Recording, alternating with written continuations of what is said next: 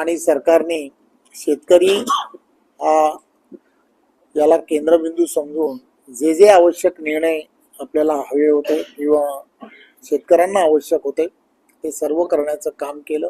शेतकरी सन्मान योजनेच्या माध्यमातून शेतकऱ्यांना आणि नमो सन्मान योजनेच्या माध्यमातून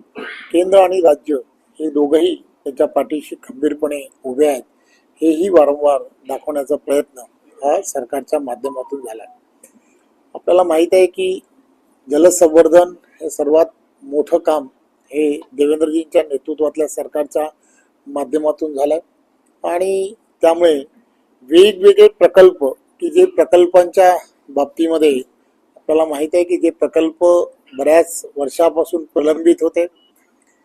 सिंचनाच्या प्रकल्पामध्ये विशेष करून गुंतवणूक करण्याच्या दृष्टिकोनातून फक्त विचार हा केला जायचा, परंतु त्याला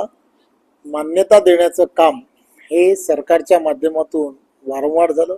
आणि असे अनेक प्रकल्प जे प्रलंबित होते त्यांना एक वेगळ्या पद्धतीने रमा देऊन त्या कामांना खऱ्या अर्थाने सुरुवात केली गेलेली आहे हे आपण सर्वजण जाणता। खरं तर आपण सर्वांना मला सांगायला आनंद होतो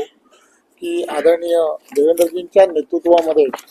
जवळजवळ जलयुक्त शिवार 2 या कामांना जी सुरुवात झाली या जवळजवळ वर्षभरामध्ये 37,000पेक्षा जास्त कामं ही पूर्णत्वाकडे गेली।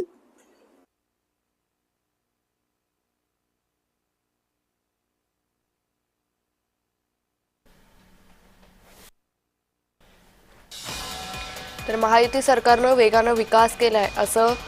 भाजप प्रदेशाध्यक्ष रवींद्र चव्हाण यांनी म्हटलेलं आहे। शेवटी या सगळ्या गोष्टीमध्ये एक मोठं पाऊल महाराष्ट्रामध्ये टाकण्याचा प्रयत्न केला गेला आहे। नदी जोड प्रकल्प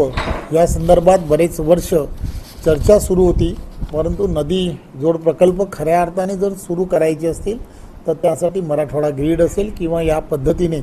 कशा पद्धतीने त्यामध्ये पुढे जाता येऊ शकतं त्याची खऱ्या अर्थाने सुरुवात जर कोणी केली असेल तर ते आदरणीय महाराष्ट्र राज्याचे लोकप्रिय असे मुख्यमंत्री देवेंद्रजी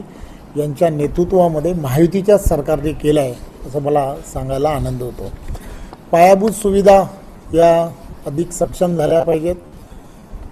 वाहतुकीच्या कोंडी या शहरांमधल्या संपल्या पाहिजेत या दृष्टिकोनातून सुद्धा काम हे सरकारच्या माध्यमातून मोठ्या प्रमाणामध्ये सुरू झालं आहे। आपण सर्वजण जाणता की समृद्धी महामार्गाच्या माध्यमातून एक नवा असा मार्ग जो तयार झाला तो खऱ्या अर्थाने महाराष्ट्र सरकारला समृद्धीच्या दिशेने घेऊन जाणारा साबित झाला आहे। त्यामुळे असे काही मोठे प्रकल्प हे सर्व ठिकाणी सुरू झाले पाहिजेत या दृष्टिकोनापासून